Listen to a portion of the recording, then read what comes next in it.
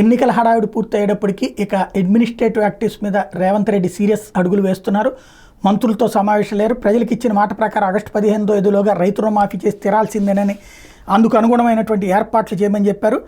ప్రస్తుత రాష్ట్ర ఆర్థిక పరిస్థితి, ఆదాయ వ్యయాల వివరాలను అడిగి తెలుసుకున్నారు. ఎన్నికల కోడ్ ముగిసేలోపు రుణమాఫీకి అవసరమైన నిధులను సమీకరించేందుకు ఉన్న వివిధ మార్గాల్ని అధికారులతో చర్చించారు. 2 లక్షల రుణమాఫీకి సంబంధించి విధి విధానాలతో ప్రణాళిక రూపొందించాలని ఆదేశించారు. అవసరమైతే రైతుల సంక్షేమానికి ప్రత్యేక కార్పొరేషన్ ఏర్పడి రుణమాఫీకి సరిపడే నిధులను సర్దుబాటు చేయాలని ఆదేశించారు. రైతులను విముక్తిని చేయాలని రాష్ట్ర ప్రభుత్వం లక్ష్యంగా ఎంచుకున్నందున నిర్ణీత గడువులోగా నిధులను సమీకరించే ప్రయత్నాలు పూర్తి చేయాలని ఆదేశించారు. భారీ మొత్తంలో నిధులు ఇచ్చేందుకు ముందుకొచ్చే బ్యాంకర్లతో సంప్రదింపులు జరపాలని సూచించారు. రైతు రుణమాఫీకి సంబంధించి మహారాష్ట్ర, రాజస్థాన్, ఇతర రాష్ట్రాలను అనుసరించిన విధానాలను అధ్యయనం చేయాలని అధికారులకు సూచించారు. వర్షాకాలం ప్రారంభానికి ముందే ధాన్యం కొనుగోలు ప్రక్రియను పూర్తి చేయాలని ఆదేశించారు. కల్లాల దగ్గర రైతులు ఇబ్బంది పడకుండా వీలైనంత త్వరగా ధాన్యం కొనుగోలు చేయాలని ఆదేశించారు. తడిసిన ధాన్యం, తేమ విషయంలో రైతులకు ఇబ్బంది కలగకుండా చూడాలన్నారు. అక్రమాలకు పాల్పడే రైస్ మిల్లర్ల మీద ఉక్కుపాదం మోపాలని ఆదేశాలు జారీ చేశారు.